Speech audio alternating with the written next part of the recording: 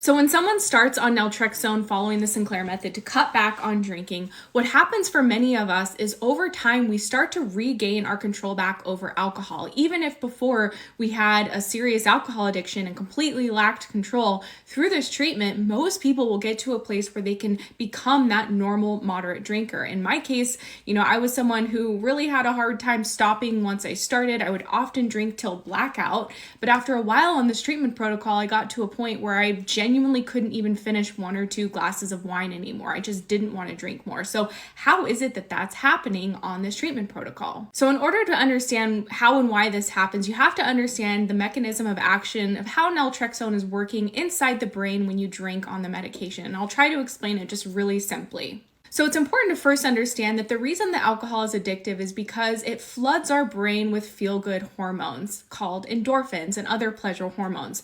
That's why it's addictive, is because it's really, really pleasurable for us when we consume it. And when we consume alcohol over and over again, and especially to excess, our brain changes and it essentially learns to seek out the reward and pleasure that comes from alcohol. And that's where the alcohol addiction and alcohol use disorder sets in. So it's just important to understand that the reason alcohol is addictive is because it's extremely pleasurable. But when you take naltrexone before drinking, what it's going to be doing is sitting on receptors in your brain, and it's essentially going to be blocking the endorphin reward and the pleasure that you get when you drink.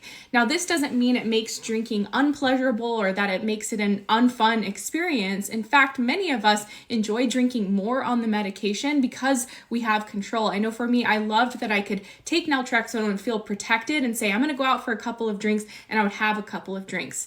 Yes, the medication is blocking the euphoric effect or the endorphin reward. But for me, it just made alcohol a little bit less interesting.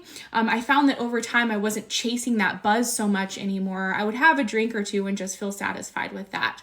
So the reason that this is happening essentially is because when you drink on naltrexone, it's blocking that reward that your brain experiences when you drink, and it's not as pleasurable. And so when we drink on the medication over and over again, and that reward is blocked over and over again, over time, our brain really unlearns alcohol as a primary reward. You can think about this like anything in life. And a common example I often use with my clients is, imagine if there's a restaurant in town and the food is amazing and you love to go there, you crave the food, it's just delicious.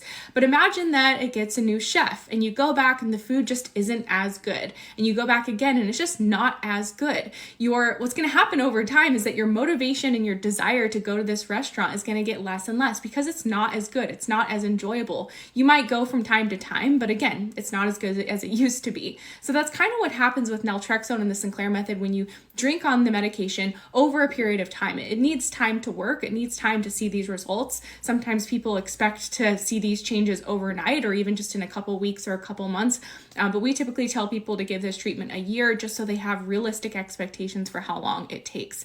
But I hope that explains it. Essentially, when you're drinking on naltrexone, it's blocking the rewarding effects from alcohol. And when you block that reward over and over again, over many, many months, what happens is your brain decouples alcohol as that primary reward. And it stops seeing alcohol as this extremely rewarding substance. It starts to become more benign. And so sure, some people might still drink alcohol on the medication, but because it's not as rewarding as pleasurable, they'll drink it less often. Just as an example for me, I used to look at a bottle of wine from across the room and my mouth would start to salivate. I'd be obsessing on it, like, oh my gosh, I want to drink that. I want to open it. Like, I would just be so focused on the wine. That was when I had alcohol use disorder, because I know my brain was really wired to crave that alcohol because it was super rewarding.